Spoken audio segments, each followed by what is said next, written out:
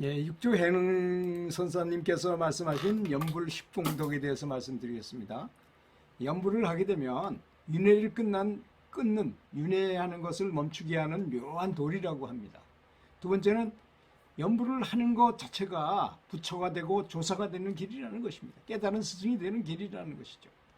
세 번째는 천안이 열리고 지혜가 열리는 방법이라는 것입니다. 연불하는 것이. 그러니까 우리가 확실히 믿는 것이 중요하죠. 네 번째는 마음의 본성을 보는 지혜의 등불이라는 것입니다. 자기 마음을 보면 그게 깨달음이잖아요. 견성이라 해서. 다섯 번째, 지옥과 마귀를 멸하는 장수입니다. 이 연불을 하게 되면 부처님이 뒤에서 엄청나게 도와주시기 때문이죠. 여섯 번째, 사견. 자기 진짜 쪼잔한 그런 잘못된 마음을 그냥 단칼에 끊어버리는 보검과 같은 것이라는 것이죠. 잘못된 생각을 하고 있더라도 연불을 열심히 하게 되면 다 없어져 버립니다. 그런 잔생각들이 다 없어지고 저절로 나를 잊게 되고 하더라고요. 제가 해보니까. 일곱 번째, 장엄한 천국의 핵심입니다. 극락세계의 핵심이 된다는 것이죠. 여덟 번째, 수많은 가르침의 가장 중요한 길이라는 것입니다. 수많은 가르침의 가장 중요한 길이라는 거예요. 왜? 부처님께서 나미아불타불을 부르면 나미아불타불의 그 모든 능력이 나한테 임하도록 그렇게 세팅이 되어 있는 것이기 때문이라는 거죠. 아홉 번째, 마음속의 악성 파일, 업장이라 그러죠. 업장, 악성 파일을 단번에 삭제하는 백신과 같은 것이다 이겁니다.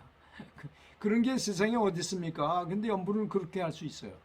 열 번째, 생사의 구석에서 해탈하는 비방이라는 것입니다. 이렇게 육조 해능대사가 어떤 분입니까? 중국 불교 중에서 가장 유명한, 가장 높이 깨달은 스승이었던 분이시지 않습니까? 그분이 철석같이 말씀하신 내용이라는 것이죠.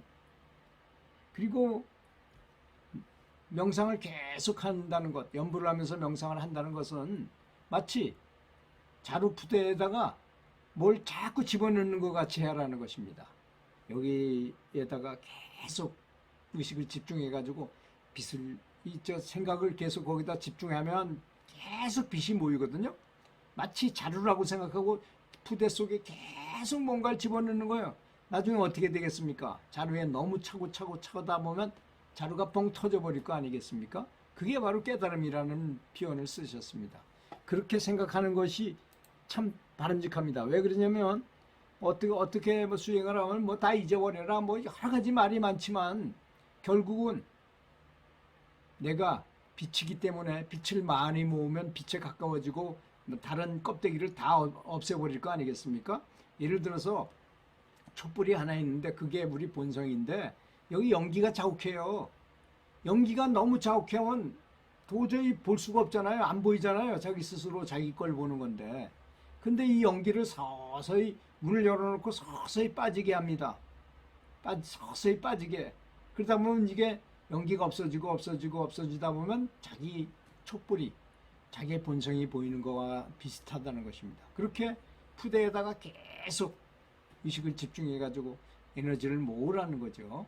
그게 가장 바람직한 것 같아요. 제가 명상하면서 느끼고 쾌감도 느끼고 즐거움도 느끼고 행복도 느끼고 지혜도 저절로 생겨나고 이런 정말 쾌감, 정말 이 진정한 지복을 느낄 수가 있게 되는 것입니다.